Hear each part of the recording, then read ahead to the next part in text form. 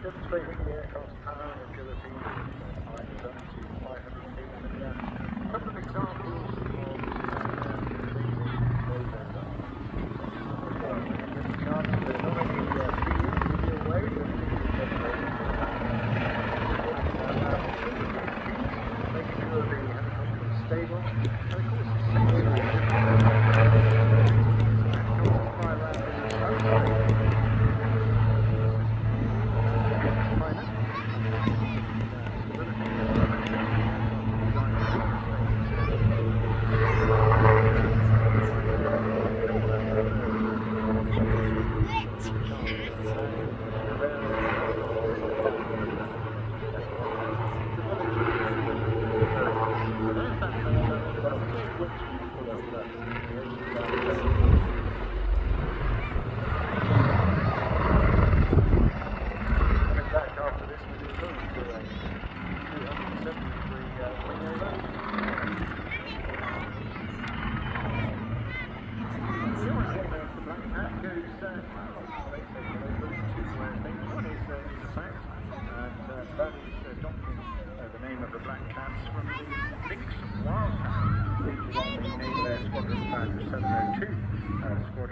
but also connected very much to a bit of Navy slang, which is called black catting. That's all about getting one over on your mates or doing something better than anybody else coming in a particular group.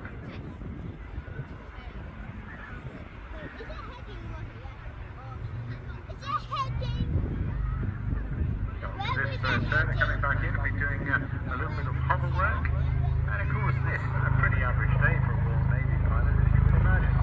And it's a big car, because these guys helicopters are first on the number of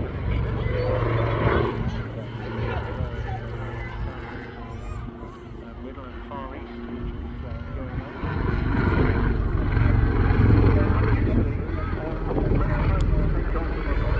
They intend to return back to. And of course in the Navy's world, that position can move. So when you're heading back to the position, it's not necessarily going to be effective. So that requires planning, and of course making good use of all the avionic radars. So there's very, what we say, highly capable, very technically deep as well, because this helicopter can also be armed with weapons.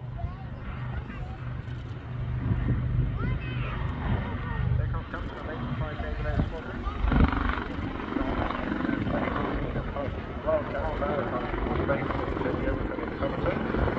They're actually responsible on a day-to-day basis for training on the Wildcat pilots, looking after the flights on board Royal Navy frigates and destroyers around the world. These guys train them and then the force itself comprises of both K-5 and A-5 squadron. And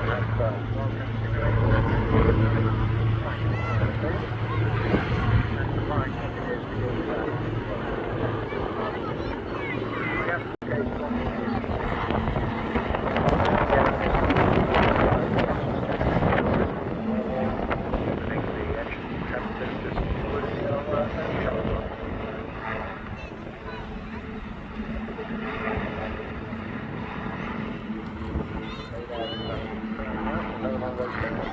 There it is.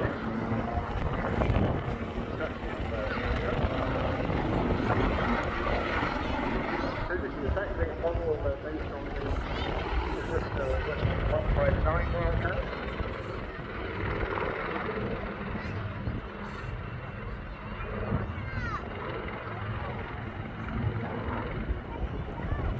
So he's just reported to that car basically coming down again, so it's limited his next set of maneuver. It's a really impressive machine with high range and sensors, able to carry 2 different types of missiles, with a mixed weapons effectively master, with a guided rocket system,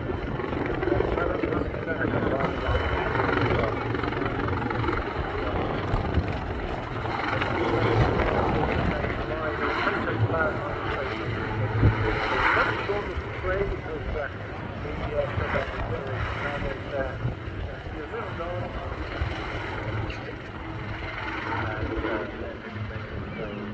back to safety and security of an area.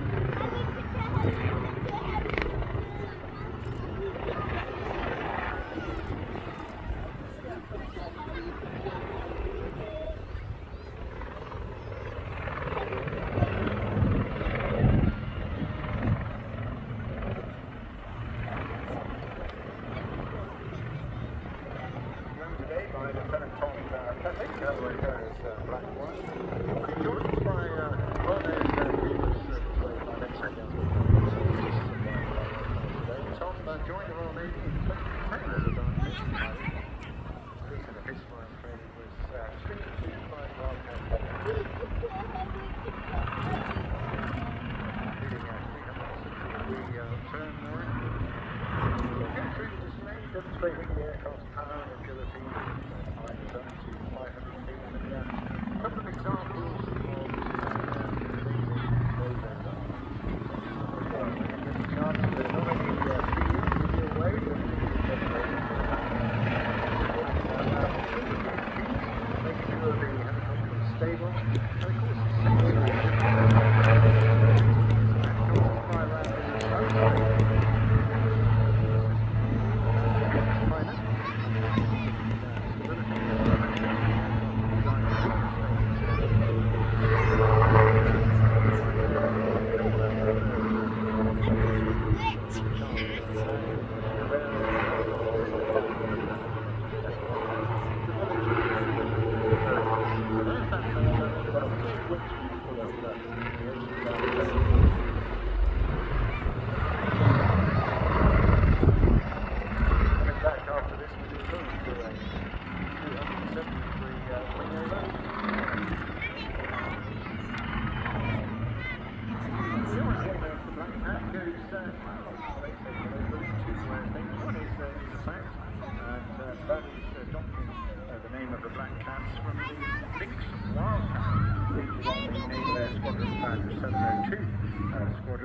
but also connected very much to a bit of Navy slang, which is called black catting. That's all about getting one over on your mate or doing something better than anybody else coming in a particular group.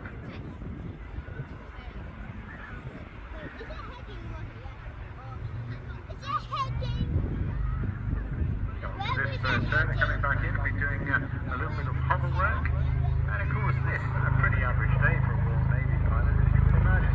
And a big car, because these guys go on helicopters are first on the number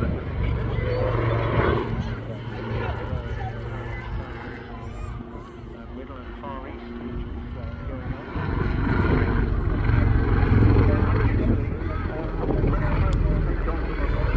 They intend to return back to. And of course in the Navy's world, that position can move.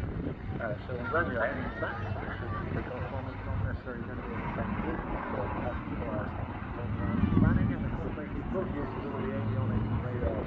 So this very, what we say, highly capable and very technically lethal as well, because this helicopter can also be armed with weapons. Takeoff comes from 85 Naval Air Squadron.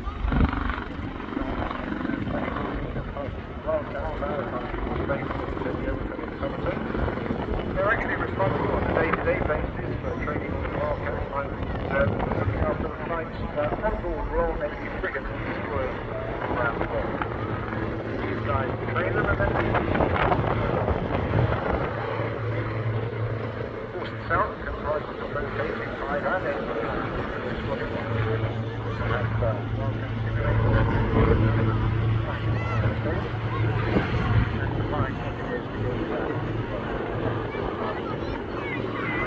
Service with the Royal Navy as the Swordfish Mark I.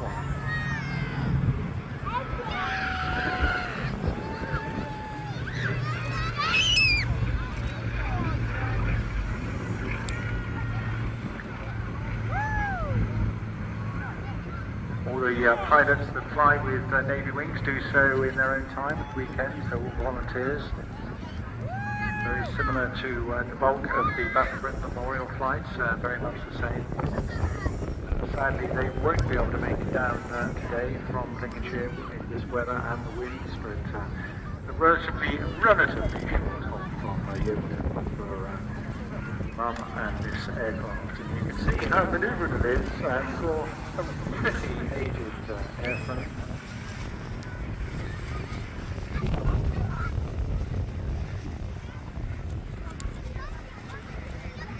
And a requirement to keep this going for many good reasons yet to be mentioned. And you can see it now in its glory.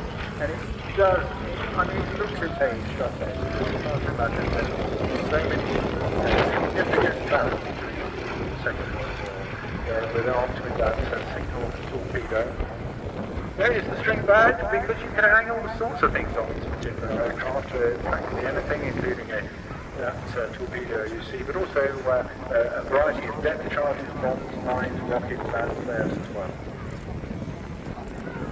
Not much comfort in that cockpit, of course, the three crew there having to put up with everything that the weather threw at them. But as you can see, pleasantly enough to fly. We also have a air service that we go on. The birth of Maybrain is way back in 1939. Here it's getting nice and wider as well. Have a great time. Join in to see the train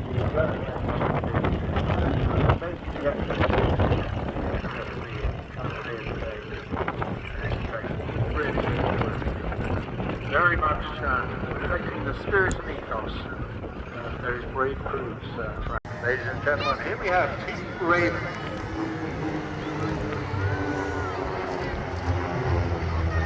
And it's not very often we get to see 7 of these aircraft all in one formation either. Grown and grown, they've had their hiccups over the times as well, and it is just terrific to see them go through. So absolutely the right guy to be leading this incredibly accomplished team here. He's flown the Hawk, the Rob Future as well, and also now from 120 Prefect.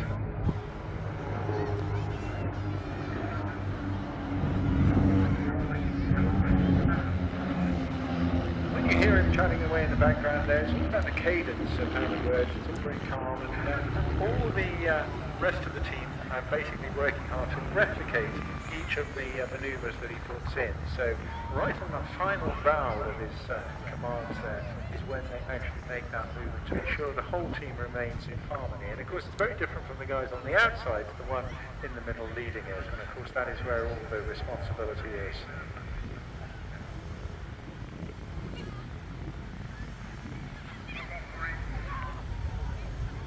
So this great team, he's got with him today Pete Wells, Barry Gwinnett, Ross Eatwell, Joe Williams, Mark Southern, and of course Paul Farmer as well.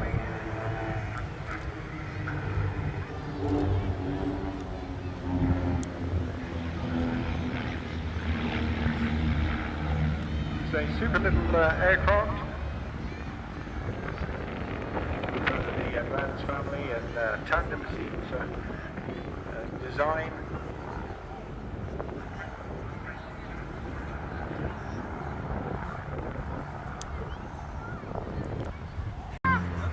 And you might hear in the background now successful businessman in this local area, several thousand hours himself, and flown a whole range of aircraft as well in his time as well.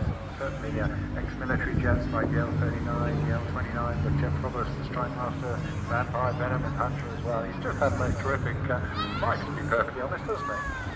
So she's joined in that formation there with Russ Eatwell, the pairs that is. Meanwhile, Sid takes the main formation.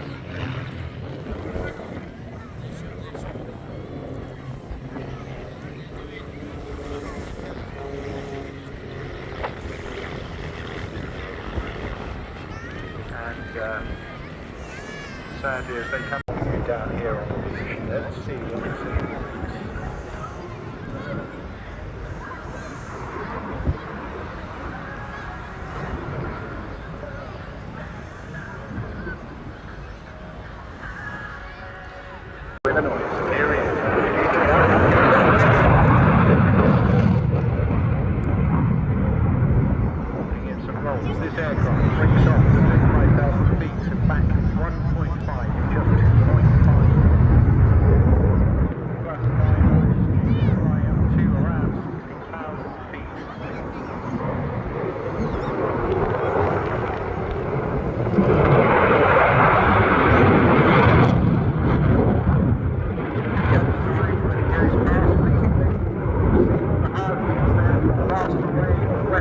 ASRAM, AMRAM, Storm Shadow, Brimstone, Pavewave 4, laser-guided 500-pound bombs, and of course that all-important 27mm Mauser cannon.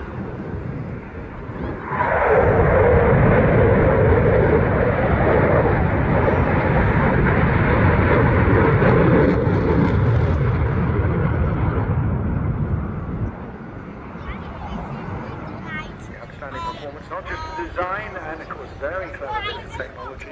He is aided by on-board lady, often referred to as Barking Betty. She's part of the automated flight system to ensure that he stays totally in control, even when making huge amounts of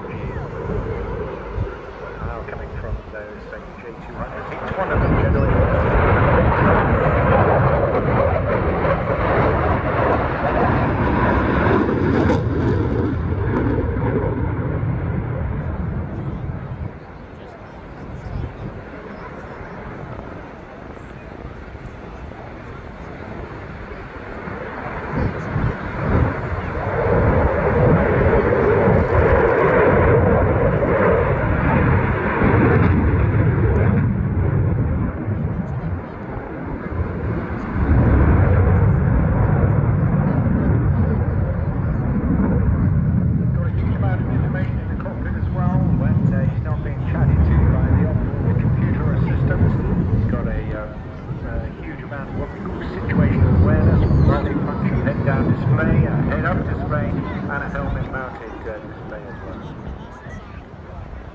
massive multi-role capability here, and that is why it is right at the sharp end of operational duties, protecting the nation. Pushing really hard, you have to go upside down to get into it. You are pushing the aircraft away from the direction of travel, and then that comes in as well. All the blood starts rushing to your head, and you just have to grin and bear it.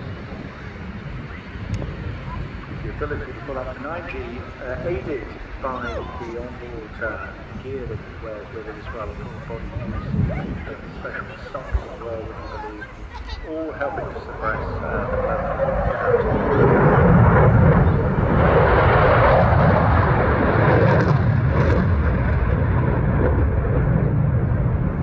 What is quite extraordinary with these modern generation fighters is the small amount of airspace they can actually put all their manoeuvres into. You go back 20, 30 years, an aircraft of this capability would have taken up an awful lot more airspace and a lot more altitude as well. But this aircraft is so incredibly manoeuvrable, it's able to condense it into a very, very small area whilst putting in the number of rolls there. Now I think he may be bringing the speed back a little bit here, and perhaps giving us a bit of a slope. Quick reaction alert, of course defending the nation's airspace from any intruders that happen to be wanting to take a look. I'll let you guess who they may be.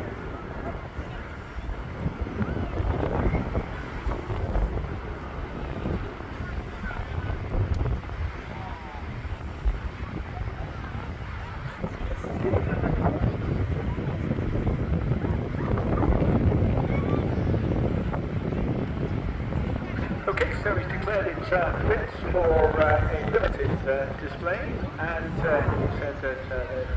It's the redarrows!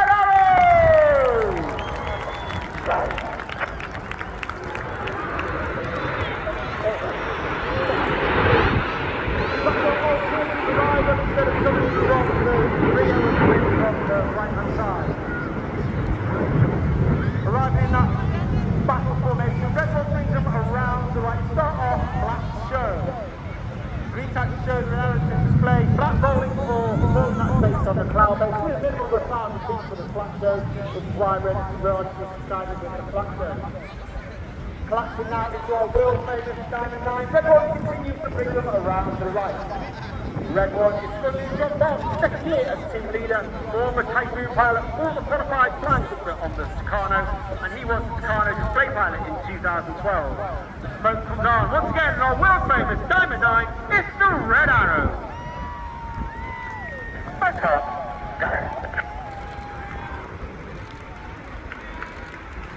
On the right hand side of Red 1 is Red 2, Lieutenant Robert Thomas. Robert is the third year of the season. Uniquely he was taken from training as a student and made straight to a lucky role on board Team Mod 1. Before then completing his own training during the Typhoon Force, having flown with Street Squadron, and also being an instructor on 29 Squadron operating up to 30 units. And he has served in operations over Libya and Syria.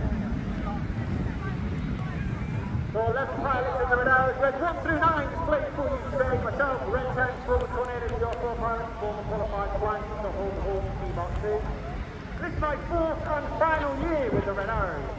We're also commanded by Officer Commanding Rafa Commander Adam Collins, Red 11, used by predecessor as Red 10. The former tornado, the offshore pilot, former qualified flying instructor on the horn T-Box 1. Coming in from the left, one of those riders formations as they roll out the smoky zone is Swansea.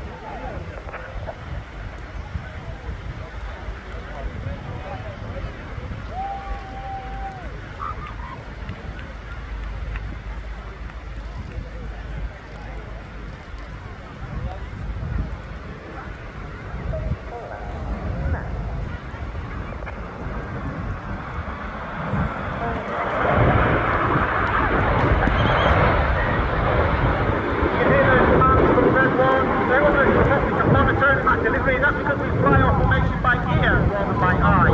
That means the pilots on the outside of the formation have to put their input into the control column just a little bit earlier than those on the inside to ensure that the formation moves as one. You now see Red 8 and 9 collapse sit just behind Red 2 and 3. Red 1 continues to bring them around to our left. There's a solo come on as they form one of the shapes of one of the most majestic and iconic aircraft ever in aviation history. As the smoke comes on, this is Temple!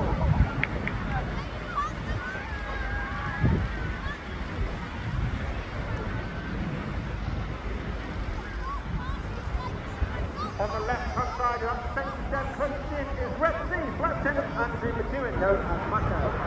Mako is also in his first year. He flew the aviation field to Harrier while on exchange in the United States Marine Corps before coming back to the UK. I'm flying with 617 in Denver in the squadron based at RAF in our newest 5th generation F-35B Lightning II aircraft. All the pilots must have a minimum of 1,000 to 1,500 hours, be assessed as above average in the air, and have at least one operational tour under their belt before they can even apply to join the team. Now see Red 2 and 3 move up with the rest of the team in the back to form that well-known delta wing shape at the rear. You've just seen the aircraft Typhoon perform, and 2025 is the 20th anniversary of the Typhoon display team. As the team reverse around to the right, it is Typhoon!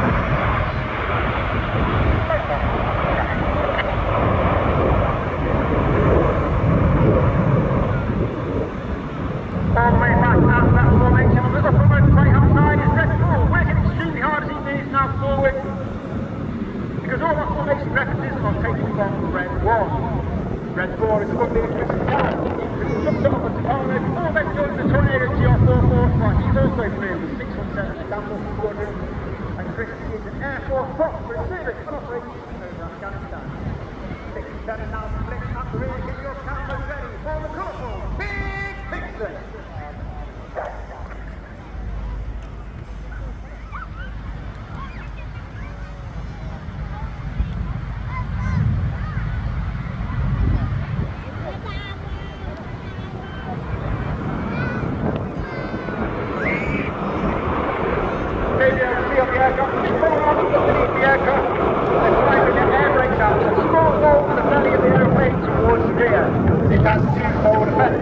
Firstly, the pilots drive the higher throttle setting, thereby increasing the engine gas temperature, and that makes the smoke colours burn a lot more brightly. The second effect disturbs the airflow outside the back of the airplane, that makes the smoke billow a lot more colour, and therefore certain manoeuvres throughout the show we use techniques to enhance those certain manoeuvres. And we also use that same technique when flying over London to give that wow effect as we fly over His Majesty King Charles III. You now see red 6 and 7, they'll sit behind the red 1 in the centre, and red 8 and 9 go in trail. What's the most popular, if not the most popular manoeuvre the Red Arrows fly? We've kept it in for the entire 4 years I've been on the Red Arrows. Ladies and gentlemen, boys and girls, get your cameras ready on the right hand side, it's tornado time!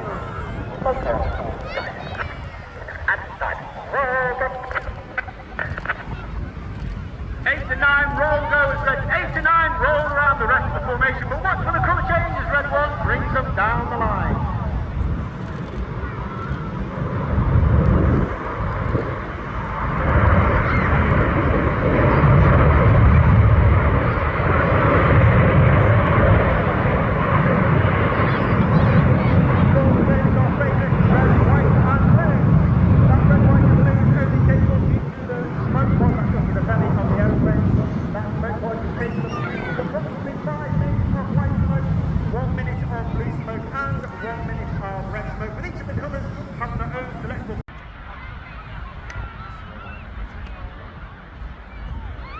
Red 8 and 9 now join off, and this is your last opportunity in the show to get a picture of the Red Arrows and Osprey's famous Diamond 9 formation.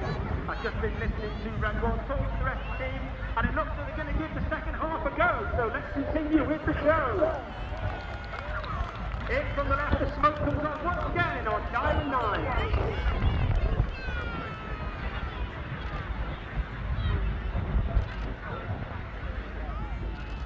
As we go into that second half, it's the more exciting, more dynamic, fast-paced, hot-pumping, jaw-dropping part of the display. And we start that second half the same way we did last year because we became so popular. Let's go, boys and girls, this is the final split. Of course, I will say that in the second half there may be points in the display where they decide to cross it off. However, let's give them a round of applause for a massive cheer for at least giving us the only team leader to be for 4 years, took the team from a 7 to a 9 and formed our Diamond 9. Hannah from the right, Enid from the left, for the 5-4 prop.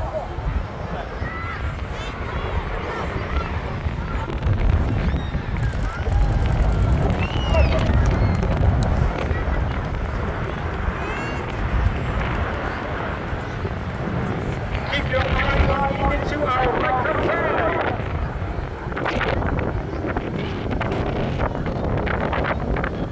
Red 4 now splits in, sits behind red 1 as red 5 sits on trail of the rest of the team.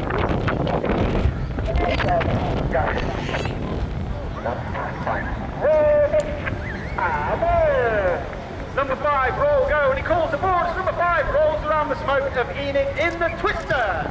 Red 5 is Flight Lieutenant Dusty Wales, known as Dusty.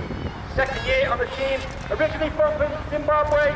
He is a Typhoon pilot on both 11 Squadron and also 41 Squadron, the Test and Evaluation Squadron, and also an instructor on the Operational Conversion Unit 29 Squadron, all based on Royal Air Force College in Lincolnshire.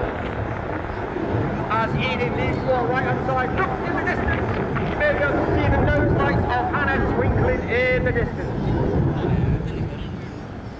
8 and 9, roll goes, the red and the blue come on from 8 and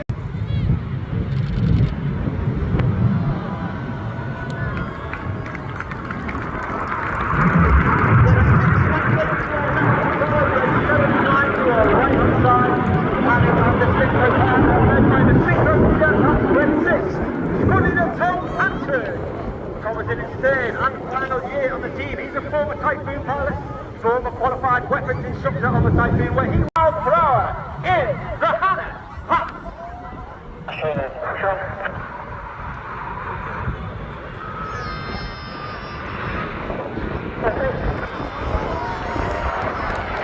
Red 8 and 9 goes up and down in the roller coaster, 6 and 7 stays flat.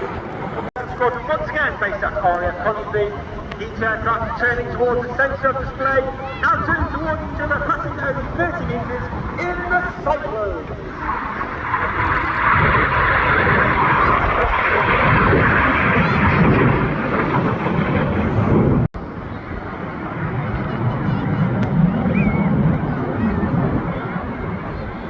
Look to your right hand side now, you've got Enid running in from the right, the white smoke comes on, he says get down as they form the inverted V. In from the left hand side at over 500 miles per hour is Red 9 as he performs the Goose.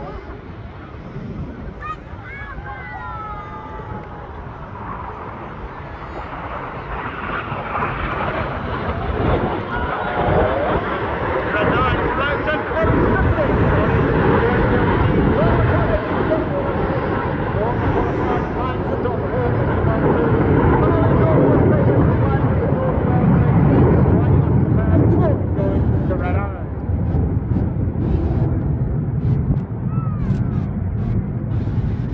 Look directly to your front now. Cameras ready for the detonator.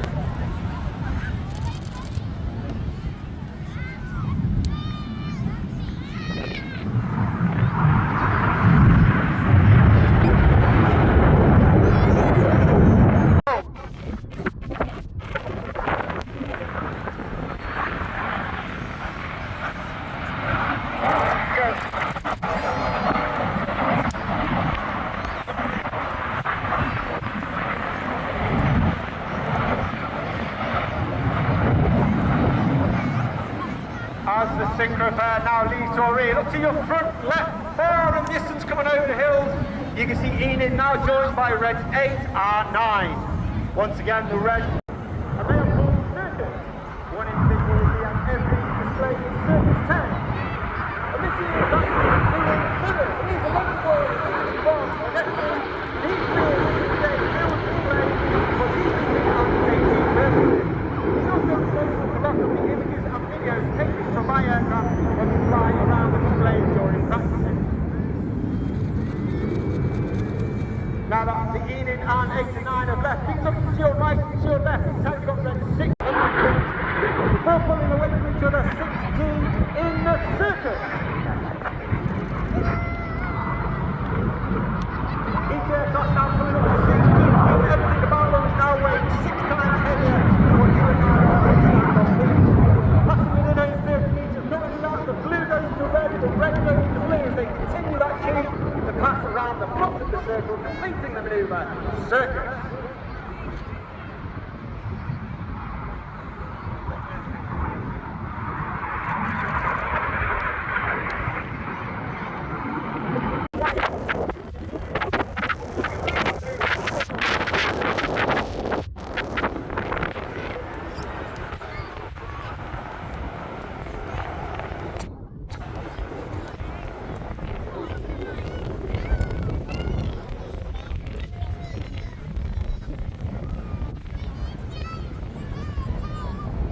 You now see Red 2, 3, 4 and 5, beautiful left alongside the Red 1. Coming about 3 to 4 gears, the people that turn, they're working extremely hard, they're heading to 90 degrees, looking left and right, that's Red 1. The smoke will come on. 4, let's go. Okay.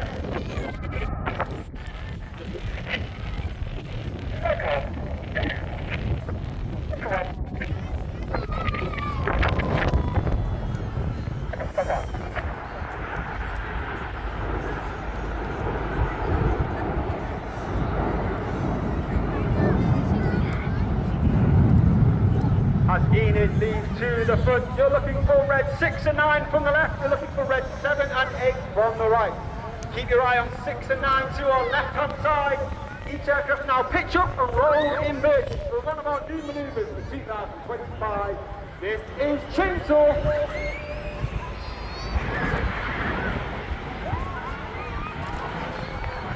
Red 6 to 9 inverted up to 30 seconds, working extremely hard against that negative G. All the blood rushing to their head. And now they turn that negative G into positive G. All that blood now from the head now rushing towards their feet. Pushing hard, working hard against their G suits to remain conscious.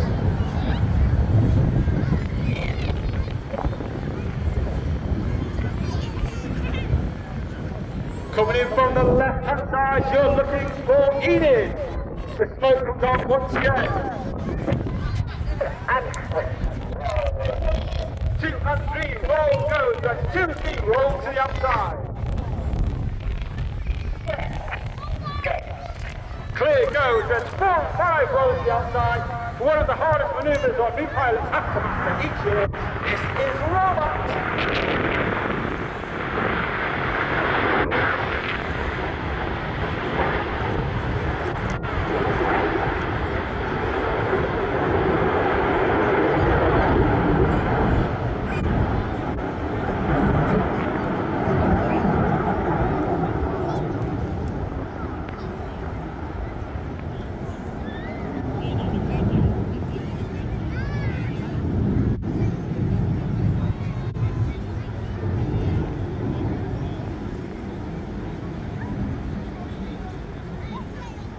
As I told you, ladies and gentlemen, there may be some changes in the display. Hannah, that was red 6, 7, 8, 9. Due to fuel, they've already departed back to Exeter. However, reds 1, 2, 3, 4 and 5 will continue and perform the finale manoeuvre of the show.